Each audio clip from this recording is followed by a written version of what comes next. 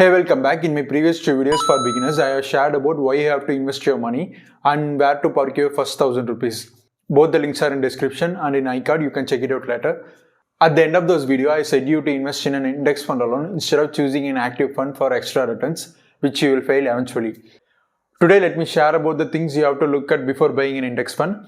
And if you are new here, I am Pranesh and I am an IT professional. I love to make videos about productivity and personal finance. Let's get started now. First, who should choose an index investing method? But if I want to say precisely, if you don't know to do any analysis on your investment, or you don't have time for that, or you don't want to spend time for that, then you people can choose index investing.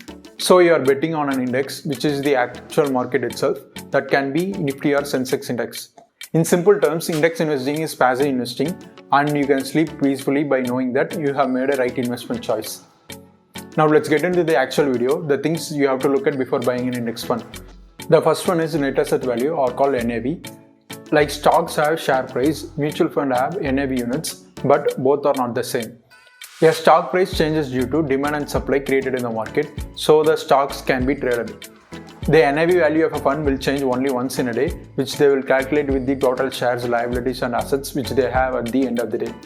I just told you this because you need to know what is NAV, and you don't have to look at the NAV of a fund when buying it. As I said, that NAV is not like share price. If you buy it in a low NAV value, you will get more returns. It's not like that. It won't make any difference in your investing. If you want to know, just look at the screenshot. Let us consider two Nifty 50 index fund called Fund A and Fund B, and you have invested rupees 10,000 rupees on Fund A and Fund B at the same day. The NAV you got for Fund A is rupees 100 and for Fund B is rupees 200. The units received is 100 for Fund A and 50 for Fund B. The returns after 1 year is 10% on both the funds. Since it is both are Nifty 50 index fund, the NAV at the end of the year is 110 for Fund A and 220 for Fund B. Now let's look at the investment value. That is, your 10,000 is turned as 11,000 in your Fund A, and in Fund B also it is 11,000. See, it makes no difference in NAV. It also depends on the returns of a fund. So you don't have to look at the NAV of a fund when buying it. The next thing which you have to look at is asset under management, or AUM. One of the key metrics to choose any fund is AUM. AUM is the total amount that the fund is managing, which includes its cash and its stock holdings. Make sure AUM of your fund should be higher the better, at least more than 1000 crores. For example, let's take this L&T Nifty 50 index fund, which has an AUM of 95 crores as of today. And you are also an investor in it, and I am also an investor. I have invested 10 crore in it. And I am making a withdrawal of 10 crore from this fund next week. What happens means, my 10 crore withdrawal is 10% of this fund's AUM. After my withdrawal, the fund NAV units will be falling. If the NAV of the fund falls, it will impact your investment also. Hope it makes sense to you. Now let's take another example with the same instance with the UTI Nifty 50 index fund, which has an AUM of approximately 7,000 crore.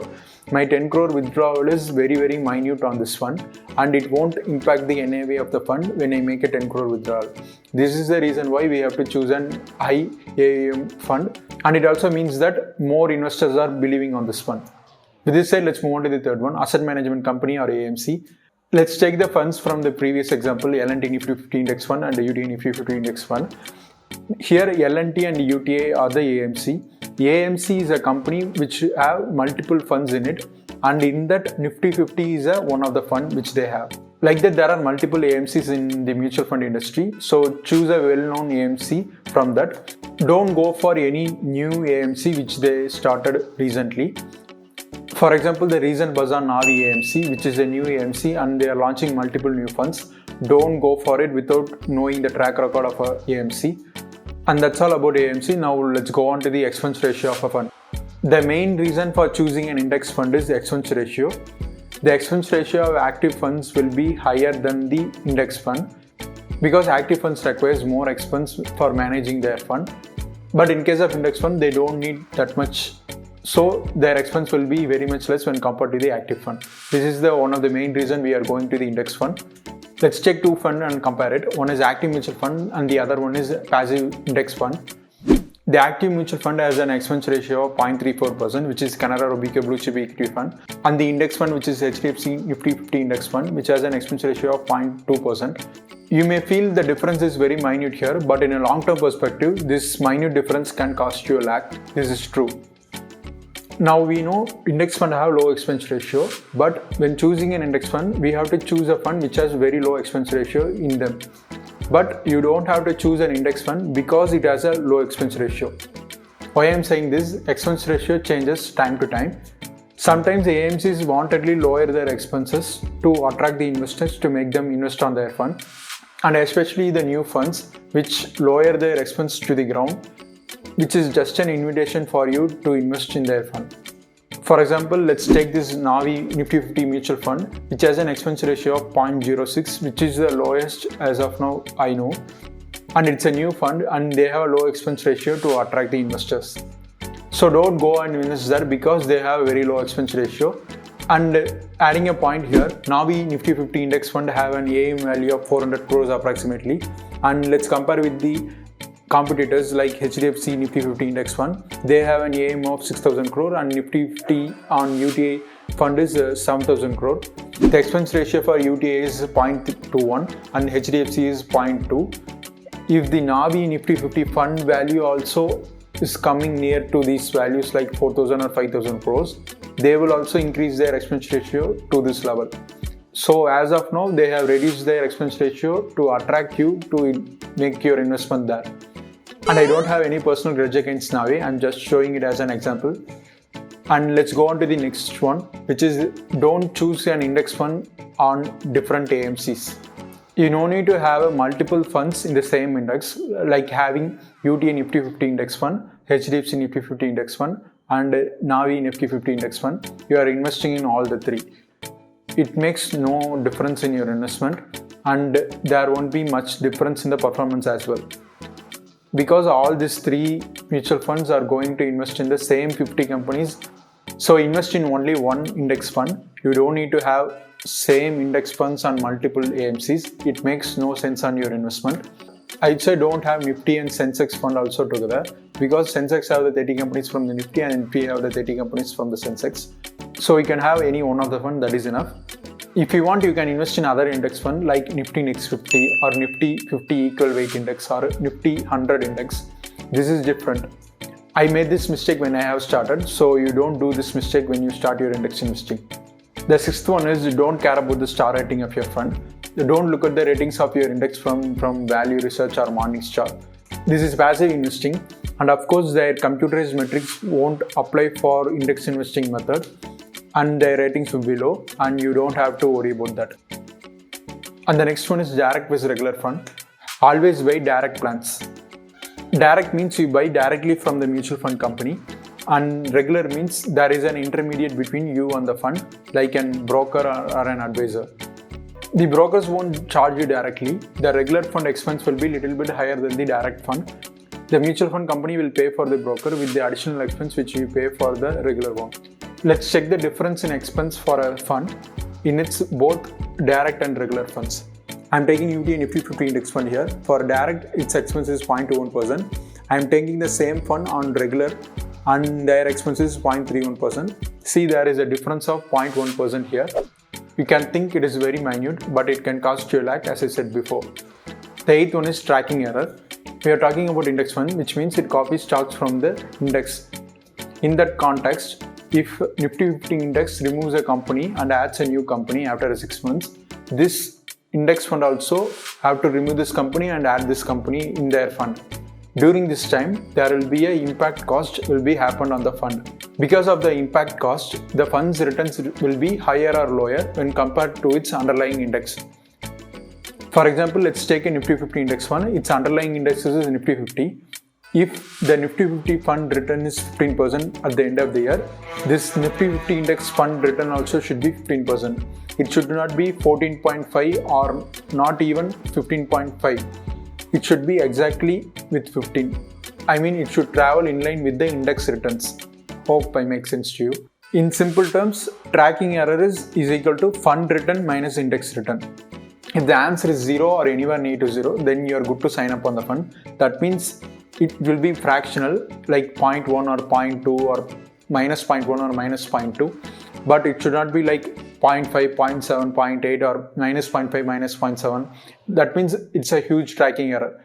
So look at the fund which have a low tracking error like 0 or very near to 0, and don't look at the 1 year tracking error and decide it is a good fund to invest. Take a look at the tracking error for 2 year, 3 year, 5 year period and then decide it's a good fund to invest there or not. And I bought my tracking error sheet from FreeFinCal website, which is 2 years before when I started my index investing. And the ninth one is don't go for other indices, stay within Nifty 100. I have shared my stock portfolio in a video where I have said that my investment will be within Nifty 100, and I also shared the reason why. Check out the video later, link in description. But here why I am saying choose index fund within Nifty 100, because there will be huge tracking error and impact cost if you choose other indices like mid cap indices or small cap indices or Nifty 100, 500, like these indices. There will be a huge tracking error and impact cost which will affect your investment. So stay away from other index apart from Nifty 100, and I would say one Nifty 50 index fund and one Nifty Next 50 index fund is enough for normal investor like us. Nothing is needed apart from these two. And we came to the last one, which is don't go for an index ETF. Index funds have a low expense ratio, but index ETFs have a much lower expense ratio when compared to this one. Because of this reason, please don't go and buy index ETF. I will say why. ETFs have both share price and the NAV value, but the returns you get from ETFs are by their share price, not by their NAV. To make you clear, what if a mutual fund NAV is traded with a price, and that is called ETF. Now the ETF behaves like a stock. There will be always a minor difference between the NAV of the ETF to its price because of the demand and supply created in the market. The price of the ETF will be higher than the NAV sometimes and lower than the NAV sometimes. But when you are making a withdrawal, at that time if it is higher, then you are fine. If it is lower, then you are losing some of your returns. ETFs are still new to India, and if you are having your huge portion of money in ETF and if you want to take money out of it, and there is a high chance that there won't be any bias for your sell call. But mutual fund is not like that. If you are withdrawing from the fund, they have to give you money from the cash reserve of the fund, or they have to sell their stock and give you money anyway. I'm not saying ETFs are bad. ETFs are good, but for trading and not for long-term investing. That's all we came to end of this video, and I want to end this video with the Warren Buffett's $1 million bet on index fund. In 2008, Warren Buffett made a $1 million bet with Deadside. That is, by the end of 10 years, Buffett chosen Vanguard S&P 500 index fund, that is like our Nifty 50 index fund, will beat the TED's 5 basket of hedge funds. And the result is, in 2017, TED lost and Warren Buffett won that $1 million bet. And the reason for this is, the high expense ratio of an active fund will not beat the low expense ratio of an index fund in the long term. Remember, I said the expense ratio will look minute, but it can cost you a lakh in the long term. That is what happened here. Buffett may be an active investor himself, but from his $1 million bet, he is clear that active investing is not suitable for all investors. If you want to know which index fund I have chosen for my investment, here it is. UTI Nifty 50 index fund and UTI Nifty Next 50 index fund. These are the two index funds which passed all my criteria, which I mentioned above, like AUM, expense ratio, tracking error, etc. And this choice was made 2 years before, so it may vary now and it's not a recommendation. Do your own analysis and make your own choice. And I am using ET Money app for my mutual fund investment, link in description, and they have only direct mutual funds. I hope this video will be helpful when choosing your first index fund, and if you are already an index investor, you might have found few of your mistakes by watching this video. Correct them now at least. Subscribe for more videos like this in future, and like this video if you find it useful and share to any of your friends. And if you are a new investor and you want to know why you have to invest your money, check this video. And if you want to know where you have to park your first 1,000 rupees, check this video. And make a wise decision and have a wealthy future ahead. Bye, take care, signing off, Pranesh.